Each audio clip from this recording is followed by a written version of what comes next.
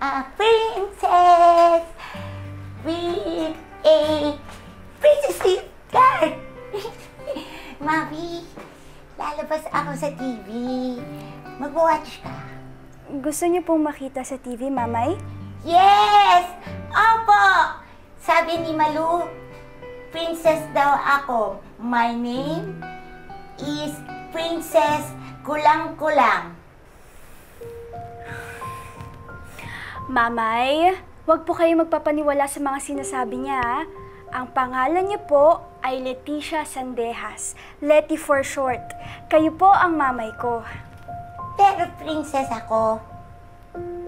Mabi, nag-watch ka ng TV, magkaklak ka.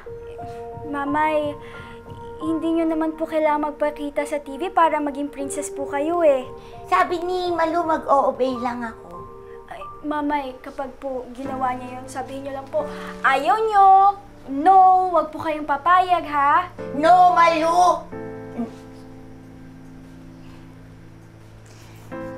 Princess Kulang-Kulang? Opo! I'm Princess Kulang-Kulang. Princess Kulang-Kulang? Di ba gusto mong maging TV star? Yes po! Siya may gusto. Kang epal. Princess, doon ka muna. Practicein mo yung talent portion mo. Tapos mamaya, i-check ko, ha? Opo! Sige. Doon ka muna, ha? Tagalan mo, galingan mo. Ano ba? Ano, tuturuan mo maging pasaway si Ate Leti? Pasalamat ka nga, nasara ko yung deal, eh. Ano ang pinuputok ng butsi mo? Hindi po attraction sa perya si Mamay. Oo nga. Oh, kaya nga pumayag akong lumabas siya sa TV. Sa Silver Linings. Oh, eh di ba paborito niyo yun? Ba't ayaw i-feature siya ng idol niyo? Nakita niyo po ba yung mga comments kay Mamay, Auntie? Ay, Diyos ko, Keber! Sana kung pera yung mga comment-comment na yan. Ay, sa'yo na po nanggaling, Auntie. Na pera lang po yung iniisip niyo. Bakit? Mayaman ka? Kaya mong dumampot ng 60 kyaw? Ganon-ganon lang? Bakit, Abby? Sinong dahilan ba't di tayo magkanda o gaga sa bujay? Di ba mamay mo? O ikaw, asan yung limpak-limpak na kwarta mo? Hinihintay ko lang po ipadala sa akin ni Daday. Auntie naman, bigyan niyo naman po ng dignidad yung mamay ko. Ay, wow! Ano ka, royalty?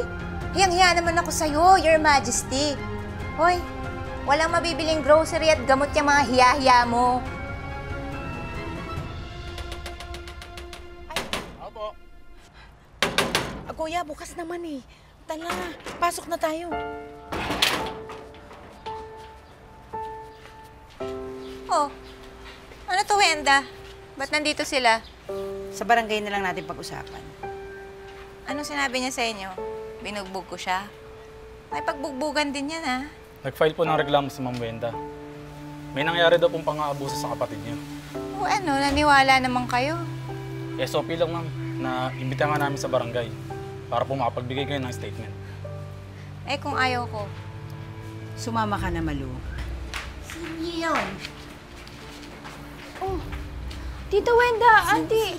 Ate Leti, Tita Wen. help mo ako kasi sabi nila bad daw ako.